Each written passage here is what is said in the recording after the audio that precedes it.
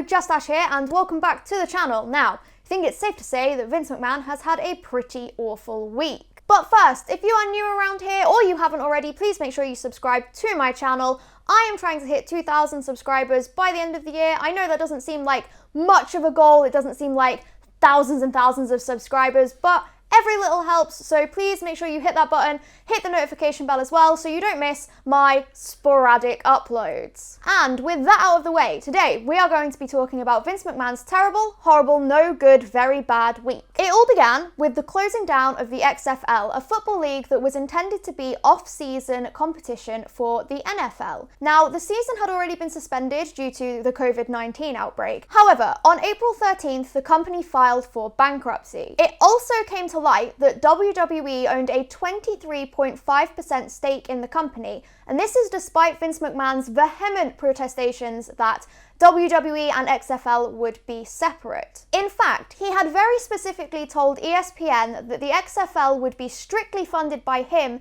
and there would be no crossover whatsoever, and those are direct quotes from the man himself. It's already not looking good for Mr. McMahon. This was followed up by the dredging up of old rumours concerning Mr. McMahon. Now, the most recent episode of Dark Side of the Ring concerned the alleged rumour of Nancy Argentino at the hands of Jimmy Snuka. It also dredged up rumours that allegedly Vince McMahon was involved in a cover-up of this murder and also allegedly offered Nancy Argentino's family a sum of $25,000 in bribes to stay quiet, allegedly. Then, the WWE was rebranded as an essential service in Florida, and you would think that this would be a plus for Vince McMahon and would have his week looking much better. Obviously, continuing WWE live shows was a controversial move anyway, as while they weren't being filmed in front of a crowd, it still counts as a mass gathering and would very much put the wrestlers' lives at risk. Needless to say, the fans were not amused. It has also been announced that Vince McMahon is part of a task force put together by President What's-It himself, Donald Trump, that is being assembled to get sports up and running again in the United States to boost the economy. Oddly enough, both of these announcements came around the same time that Linda McMahon's pro-Trump Super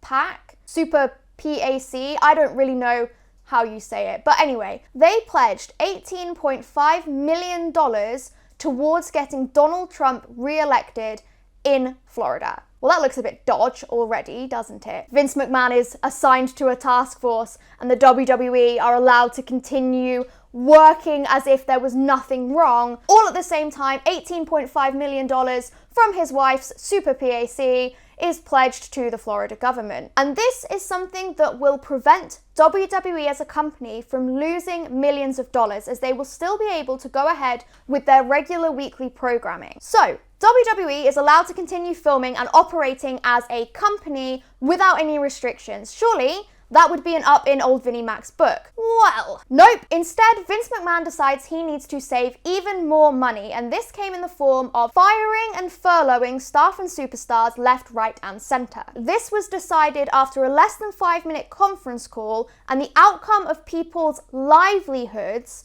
was going to be told to them via text message. Now, I have not been able to find a reliable source for this information. I have heard some people say they received this information from the PW Insider, but if you have any links to it, do leave them in the comments below, as I would very much like to check them out and just verify the claims. However, I have heard a few people say that that was the case. So far, 31 superstars and staff have been released from their contracts, including Kurt Angle, Gallows and Anderson, who literally were just involved in an Undertaker match at WrestleMania, and fan favourite Rusev. Okay, Rusev wasn't really doing much on the main roster anyway, but the point still stands. And supposedly, according to Sean of Fightable.com, NXT talent have been given 30 days pay and afterwards have been told they are free to do whatever they want. And if that's not a sacking in the making, I don't know what is. Side note, I wrote this video after the initial 31 names were released. However, since then, NXT talent has also been released from their contracts. It's worth noting that it looks like producers and backstage writers have been furloughed, whereas the superstars have been released from their contracts and essentially fired. Now, these types of releases are not uncommon in the industry. In fact, many releases come after WrestleMania from WWE every year. However, the sheer amount of releases that have been announced and people who have been let go from their contracts, along with the timing, just makes this feel a bit dodgy and has very much left a bad taste in many fans' mouths. Many people were threatening to cancel their WWE Network subscriptions and were even taking to Twitter to call for the sacking of high-earning, high-profile, part-time stars such as Brock Lesnar and Goldberg. Not surprising, really, when you consider the fact that in 2019 alone, WWE made $960.4 million in revenue. Add to that the fact that Linda McMahon has just spent $18.5 million getting Donald Trump re-elected. Looks a bit shady, if I'm honest with you. It's just hard to believe that a company that makes that much money and also has that much money free to spend on whatever they want can't afford to pay their employees,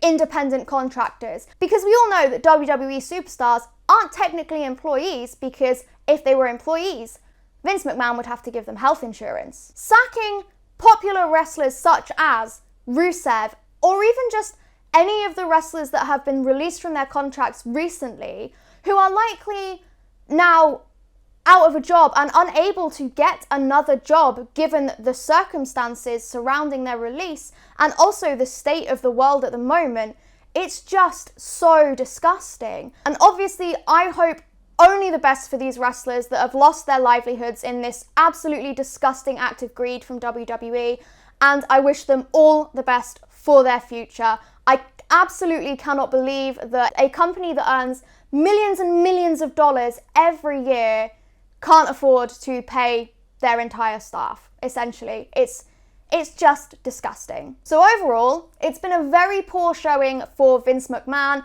and it's been a very bad week optics-wise for his company. But really though, what do you expect? Thank you all so much for watching. If you have enjoyed this sort of commentary / breakdown video, please let me know in the comments below, but be gentle, it's my first time doing something like this. If you haven't already, please make sure you subscribe, and don't forget to give this video a like as well. I put a lot of effort into this video. I did actual research. Thank you all so much for watching again, and I will see you next time.